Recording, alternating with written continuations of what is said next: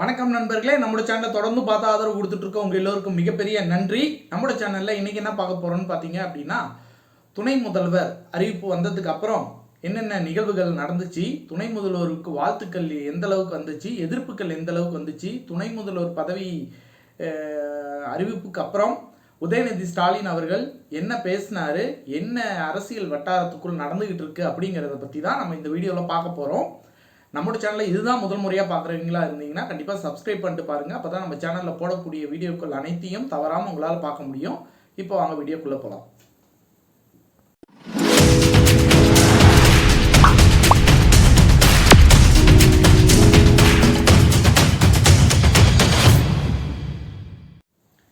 தமிழக அரசியலில் இந்த வாரம் பார்த்தீங்கன்னா சென்ற வாரம் வந்து மிகவும் பரபரப்பான வாரமாக இருந்தது.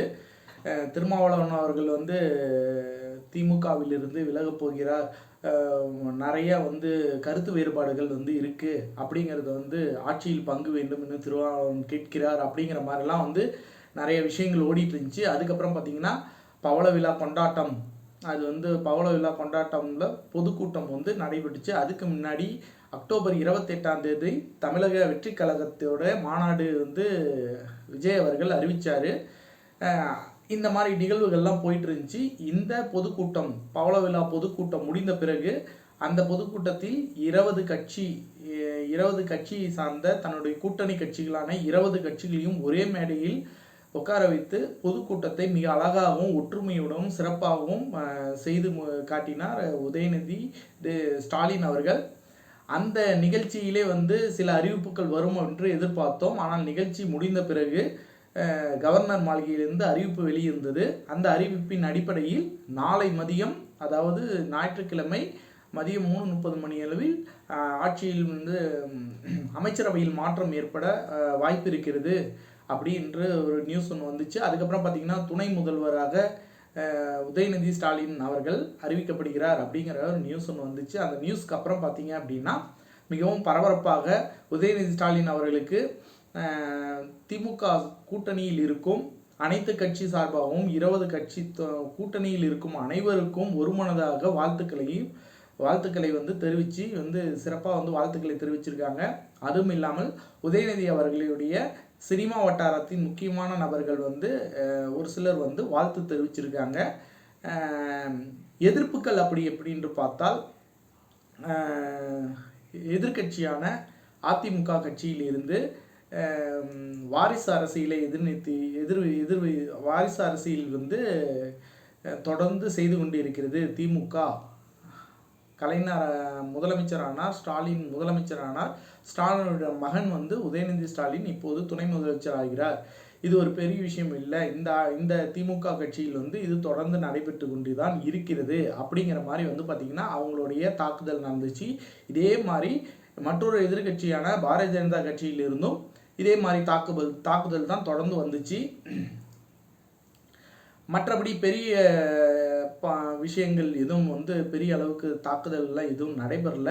உதயநிதி ஸ்டாலின் அவர்கள் வந்து இந்த விஷயத்துக்காக நிருபர்கள் கேட்ட பதில் வந்து பார்த்திங்கன்னா, தனக்கு கிடைத்தது பதவியாக தான் கருதவில்லை, பொறுப்பாக கருதுகிறேன்.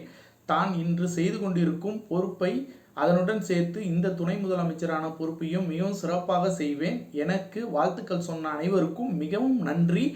என்னை விமர்சனம் செய்ததை அனைத்தையும் தான் ஏற்றுக்கொள்கிறேன்.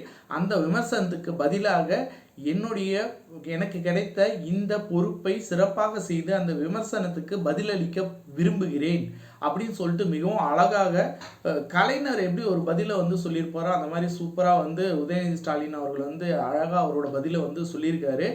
அவர் அடுத்து எடுத்து வைக்க போகும் பொறுப்பு அவர் கையில் கொடுத்திருக்கும் பொறுப்புகளில் இருந்து அவர் அதை எப்படி தான் ஒரு நல்ல துணை முதல்வர் அப்படி என்பதை எந்த மூலியமாக அவர் வந்து வெளிக்காட்டப் போகிறார் என்பதுதான் வந்து எதிர்கட்சியாகி இருக்கிற அதிமுகவுக்கும் பாரதிய ஜனதாவுக்கும் மற்ற எதிர்கட்சிகளுக்கும் மற்றும் கூட்டணி கட்சிகளாக இணைந்து செயல்பட்டு கொண்டிருக்கும் கூட்டணி கட்சி தலைவர்களுக்கும் மிகவும் எதிர்பார்ப்பாக காத்து கொண்டிருக்கிறார்கள்.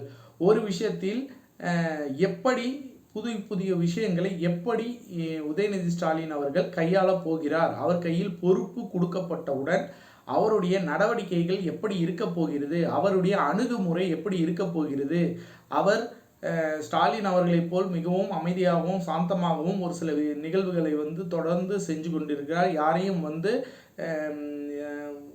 கூப்பிட்டு கூட பெருசாக வான் பண்ணாமல் ரொம்ப சாஃப்டாக காமாக ஒரு நிகழ்வை நடத்தி முடிச்சிருவார் ஸ்டாலின் அவர்கள். உதயநிதி ஸ்டாலின் அவர்கள் எப்படி இந்த விஷயங்கள்லாம் பண்ண போகிறாரு, தன்னுடன் கூட பயணிக்கும் சீனியர் மினிஸ்டர்களையும் மற்றும் தனக்கு இணையான சக மினிஸ்டரையும் எப்படி கையாள போகிறார், அதில் இருக்கும் அவருடைய அணுகுமுறை எப்படி இருக்க போகிறது, எதிர்க்கட்சியான அதிமுகவின் கேள்விகளுக்கு இவர் தன்னுடைய துணை முதல்வர்ங்கிற பதவி பொறுப்பில் இருந்து எப்படி பதில் சொல்ல போகிறார், இனி வரக்கூடிய பிரச்சனைகளில் இவர் எந்த முடிவை எடுக்க போகிறார், எதை நோக்கி இவருடைய காய் நகர்த்தல் இருக்க போகிறது, அடுத்த 1.5 வருடங்களில் சட்டமன்ற தேர்தலான 2026 சட்டமன்ற தேர்தல் நடைபெறப் போகிறது.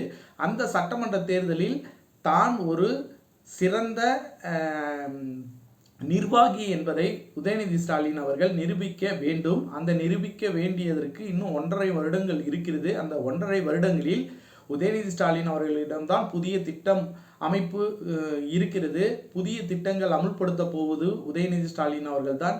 எந்த மாதிரி திட்டங்களை இனி வருங்காலத்தில் அவர் இந்த 15 மாதத்திற்குள் எந்த விதமான புதிய திட்டத்தை அறிமுகப்படுத்தி உதயநிதி அவர்களின் திட்டம் என்று மக்களிடம் வெகு விரைவாக சென்றடைந்து மக்களின் மனதில் உதயநிதி தாக்கத்தை ஏற்படுத்துவார் என்பதை பொறுத்திருந்தான் பார்க்க வேண்டும். உதயநிதி அவர்களின் பலவீனம் என்ன என்பது இதுவரை நமக்கு தெரியாமல் இருந்திருக்கும். ஆனால் இனி வரும் காலங்களில் அவர் எடுத்து வைக்கும் ஒவ்வொரு முயற்சிகளிலும் அவர் பலம் என்ன பலவீனம் என்ன என்பதை கூர்ந்து கவனித்து அவருடைய தொலைநோக்கு பார்வையுடன் அவர் அரசியல் பயணத்தை மிக சிறப்பாக செய்து தான் ஒரு சிறந்த தலைவர் என்பதை அவர் நிரூபிக்குவதற்கான வாய்ப்பு மிகவும் பிரகாசமாக இருக்கிறது. அடுத்து வரக்கூடிய சட்டமன்ற தேர்தல் 2026 ஸ்டாலின் அவர்கள் தலைமையில் மிகப்பெரிய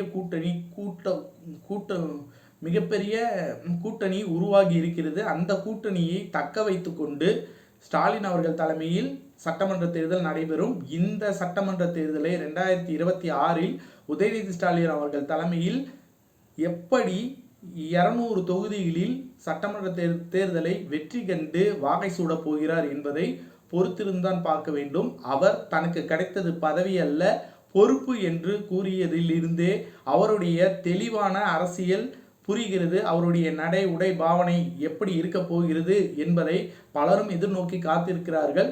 இதற்கு முன்பு எப்படி அவர் இயல்பாக செயல்பட்டாரோ, ஒரு விளையாட்டுத்துறை அமைச்சராக இருக்கும்போது என்ன விதமான ட்ரெஸ் கோடில் அவர் செயல்பட்டாரோ அதே முறையில்தான் தொடர்ந்து அவருடைய பொறுப்பை மிகவும் சிறப்பாக தொடர்ந்து செயல்பட்டு தான் ஒரு சிறந்த தலைவர், திமுகவின் மிகப்பெரிய தொண்டன் தலைவனாக மாறியிருக்கிறேன் என்பதை அவருடைய பொறுப்பின் மூலமாக அவருடைய செயல்பாடுகள் மூலமாக அவர் நிரூபித்து காட்டுவதற்கு மிகப்பெரிய ஒரு வாய்ப்பு கிடைத்திருக்கிறது.